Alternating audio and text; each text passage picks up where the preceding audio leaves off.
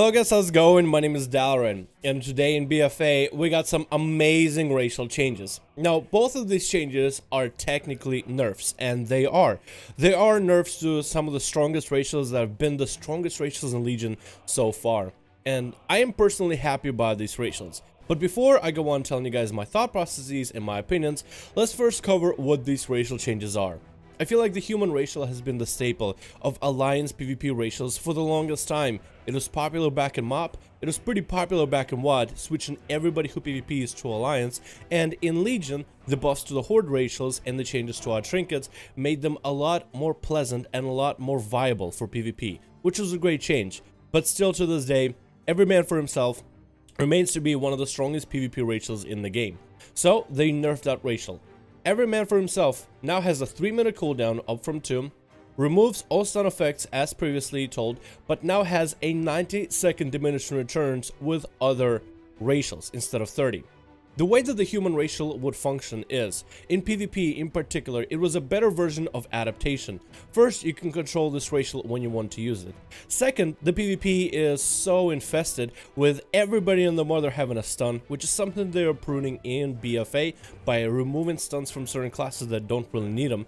Even a Shadow Priest, a class that you would expect to have a fear, now has a stun. So every man for himself in PvP worked like this with your normal trinket. If you were to have a normal Gladiator's Medallion and every man for himself, you would first, let's say, use every man for himself on the first stun lock. 30 seconds later, you have access to your normal trinket. Then you use that.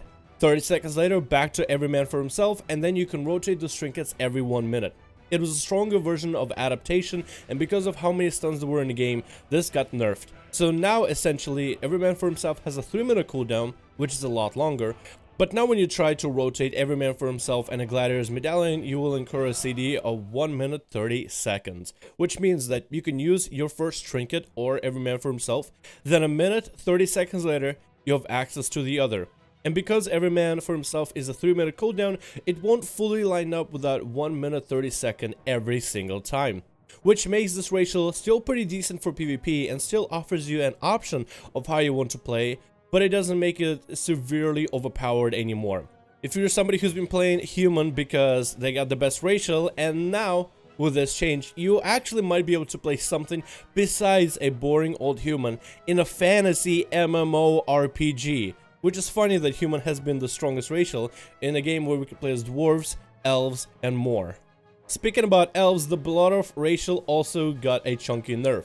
Arcane Torn has been changed from a silence, a blanket silence racial at a 2-minute cooldown, now down to a 1.5 minute cooldown that only removes one beneficial effect from all enemies within 8 yards and restores your resources, whether it be runic power, rage, holy power, chi, or energy. The advantage of this racial in PvP has been amazing, as it is a very hyper-aggressive racial, usually used by most melee and maybe some casters, especially mages.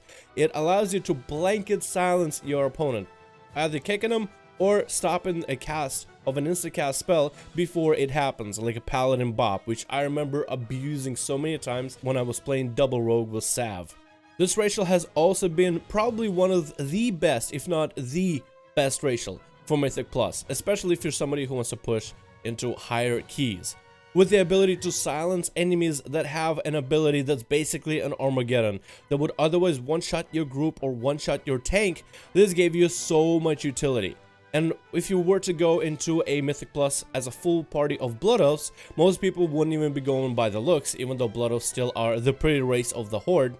So imagine a party of 5 people that all have an AoE kick and you're doing Court of Stars with imps. If you're somebody who's done Mythic Plus, then you would know that AoE interrupting those imps is honestly the most broken thing in the world, as those imps are really difficult to deal with otherwise. Overall, I feel like the change to this racial to remove one beneficial spell effect at a 1.5 minute cooldown is not the worst nerf ever, but still is a nerf to the ability. No longer do you have a kick, but now you remove a beneficial effect from enemies, which can be useful in situations. There are many Mythic Plus dungeons where the mobs power themselves up and buff themselves up with a buff that can be cleansed, purged, or spell stolen, and having that racial on you as a melee still can have some benefits, especially with the AoE effect of it. In a PvP situation, this racial goes from a silence to now removing one beneficial effect from an enemy.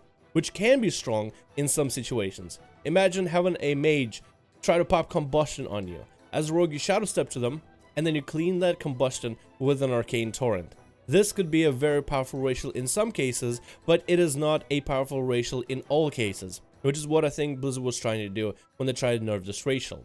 And with arcane power in particular, it shows us an example of a racial that's universally good in almost every situation, down to a racial that can be overpowered in specific situations, but otherwise a decent racial and an interesting change to your playstyle. Now I'm going to give you my opinion a little bit of these racial nerfs. I honestly love them.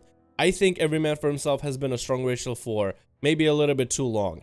And with Legion, especially in PvP, as they're taking more things out of the equation of PvP, with gear, enchants, gemming, specific reforging, and everything being removed, and all you need to do is just walk into the BG and start playing, racials became a lot more important. As Blizzard keeps pruning aspects of PvP with abilities and such, I feel like racials just get stronger and stronger and stronger, and in some combinations with other talents and other trinkets, for example, like Relentless, an Orc racial with Relentless is still a very powerful combo.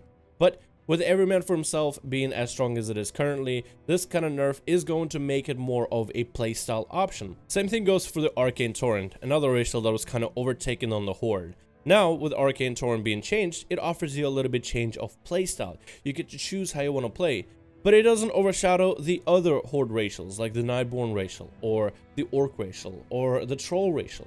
You don't have to feel like you have to pick a specific race just for the racial. Now you can simply choose on physical appearance of your character or your race, or the lore, or the racial in terms of how you specifically want to use it, but there's no determining factor that says you almost always have to choose this specific race with your class combo in order to succeed, which I think is a good idea for us to move away from that kind of model to give player a little bit more creativity.